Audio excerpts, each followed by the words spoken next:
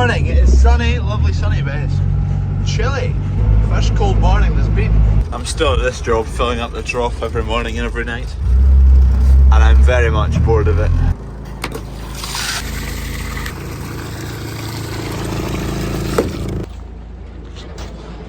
Job in here for filling up the creek feeder. This door weighs a ton. Watch this.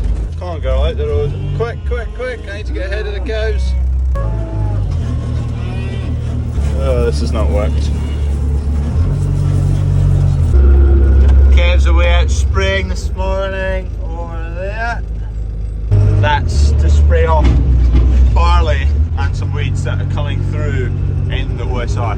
So the conditions were great because all the barley germinated, which is what we wanted, so that you can then spray it off. Because it was winter barley before and the ground's just been disked, there's quite a lot of seeds scattered across the field. Just losses from the combine and anything that's fallen off heads before it makes it to the combine. So all those seeds we want to germinate and grow, and then we spray them off. Otherwise they're a competing crop for the OSR. Before we go combining this morning, another coat of paint. It's actually come out quite well. Still a bit of red in here, it's tricky to get in there with a spray gun. Nice calm day, so I can leave the door open.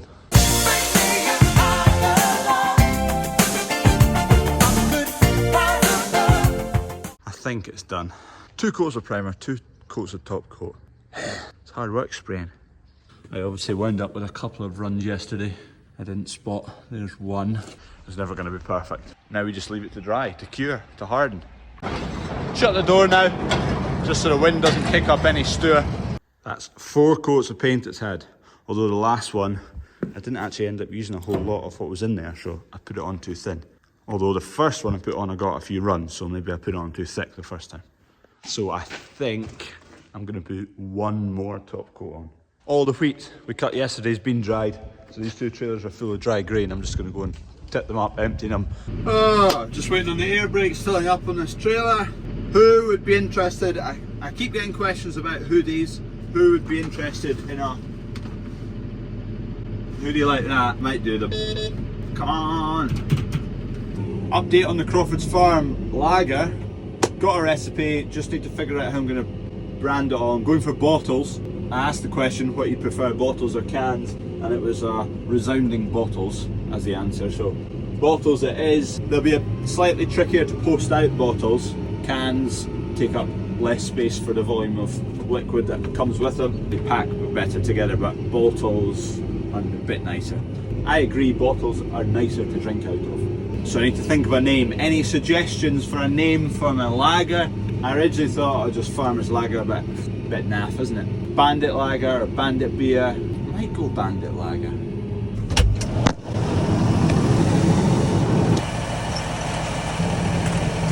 The soya came in last night, so lorry driver got it tipped in there, and he's not wiped out any concrete panels. Happy days. I'll just squeak you up on the ladders while the door opens.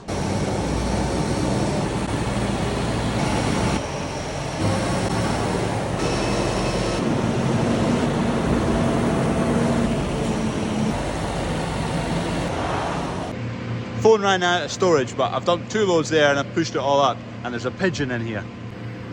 There he is. Wee bandit. We need to get him out. Go on! Hey! I'm having to climb up this barley on the other side. Hey! Go on! Flippin' pigeon won't budge. Flippin' pigeon. I own this town. Bandit, I'm just going to leave the door open and hopefully it flies out. But it's picked the right spot to come to. There's thousands of tons of food for it. Where does that come from? Heavy shower rain. Oh. God. Can't write it.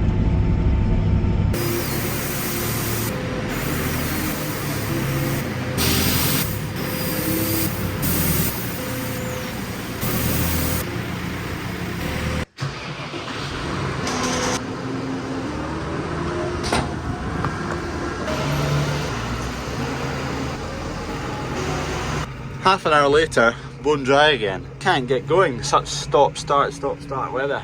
No consistency. There's not been a day in the past month that you've looked at on the forecast and thought that's going to be a great day, it's not going to be wet. There's not been a single day like that. There's no consistency, there's no repeatability, there's no knowing what's going to be a good day, what's going to be a bad day, which just makes getting stuff done a nightmare. Anyway, that's all the wheat shifted. We've got scaffolding going up at the moment because we're putting up some more solar panels on these buildings here. So scaffolding back there. We've got scaffolding going up here. There's some panels going on top of that roof. So all this bit's getting scaffolded. Panels are going on. Some of that flat roof, some of that tapered roof, and a few other bits. I'll go up and show you later. We're going combining there. Yard 2 bound. This is a field we're having a hack at today. That's how it looks. So I currently am in this corner here, driving up this end rig.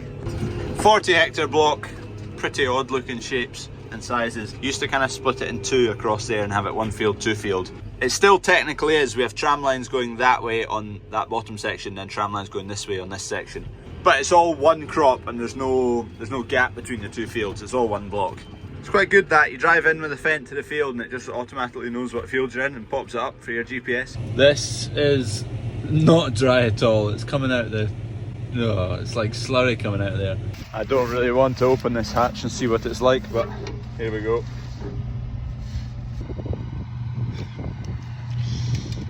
Wow. There's not even some hard peas, like they're all just soft as hell. Oh god. And you can see it's cloudy, there's no sun, there's not much wind about, so it's not doing any drying at all. I'm not sure how long we're going to keep going with that combine. Ah, God almighty. Pest control man, Andy Lot, he's just been up having a go around. This might end up just being a one load job. There's rain on my windscreen. If it will focus on my hand, there you go, tiny wee drops. It's not much fun when it's like this. Flippin' Nora. Ideas for lager names, put them down below. Bandit Lager, CrawfordsFarm, Bandit Lager. Would you buy that? Say you didn't know who I was, you didn't watch the YouTube, you didn't know I made the lager, and you saw it on a shelf. Bandit Lager, would you buy it? Oh, sod it. Tucking into my lunch. Oh, Glugburn Scotch egg. Oh, golden. The drops are getting heavier. Silver linings, it's easy loaded because it's coming out of the spout so slowly. Back at the yard, still raining. Kev's just unloading a seed lorry around that corner. I'm going to do a swap with him actually. He can jump in here. There you go. It's flowing like tar. Look how long it sticks to the top of the trailer before it slides. Still not budged. There it goes. Right, I'm in a forklift, there's the lorry there. He's just heading off. Predictions? I've not got the best one with me, it's in a van somewhere. It's probably about 22. This one reads it a bit high. 23. Yep. Rubbish. Let's turn the dryer on. I mean, at that percentage, you're probably talking £12 a tonne to dry it, and it's valued at 200 at a push. So you've got more than 5% of its value just to dry it. This moisture meter grinds it into a pulp and then compresses it to get the moisture. You know it's not good when it's a solid lump. When it's dry, that's just all like powdery, and like because it's flour that's in there. It's just floury and it's lovely. Whereas that, it's like a paste. Should be okay at 23, but once you start making it to 25% plus, the auger down here can choke.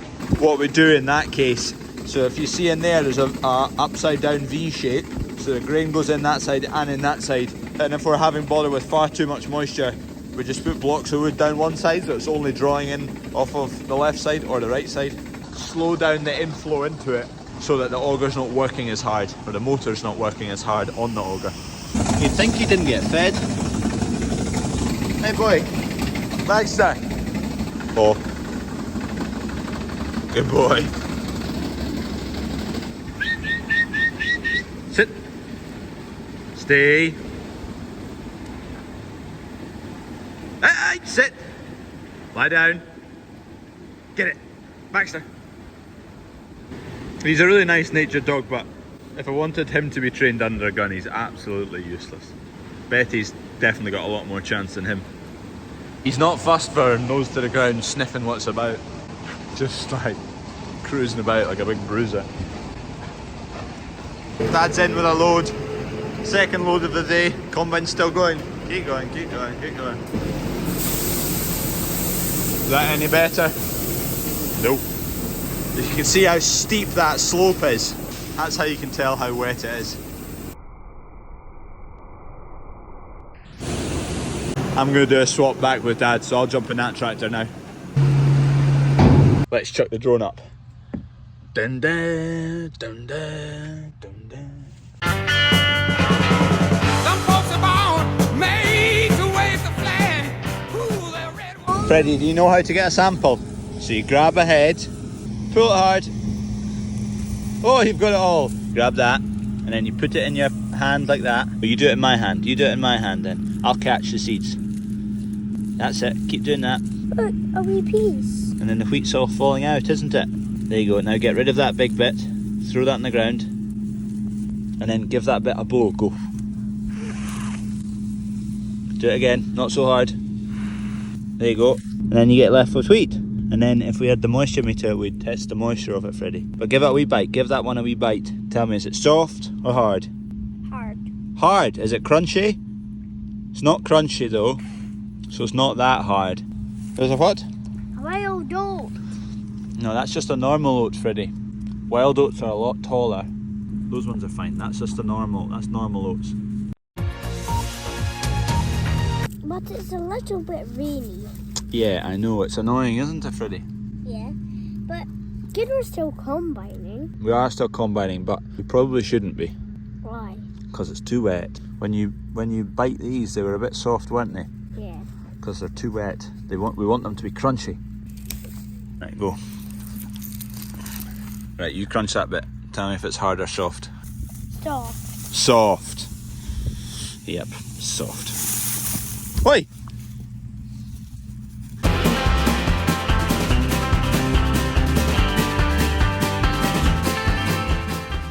We've come up into the top end of the field now, so this is the OSR next door. I'm just having a wee look, which is looking wonderfully well, which is great news. There's no major signs of slug damage, flea beetle damage, and everything's germinated pretty much. So we're really quite happy with this so far. This is the 150-60 acre block. The other block of kind of 30-40 acres, it's probably away from slug damage, potential slug damage. It's big enough now and almost away from flea beetle damage. This is a week behind or so. So hopefully give it another week, 10 days, 2 weeks. We'll see it past damage point from the slugs and the flea beetle. There is a wee bit of damage in places, not a lot. You can see that's been nibbled away by a slug. And there is the odd, I think, bit of flea beetle damage. The flea beetle look like the plant's been shot with a shotgun, just loads of wee holes in it. There's not many on that plant, meaning they've not had a really good go at it. That's flea beetle damage. Slugs is more just nibbling around the outside of the leaf.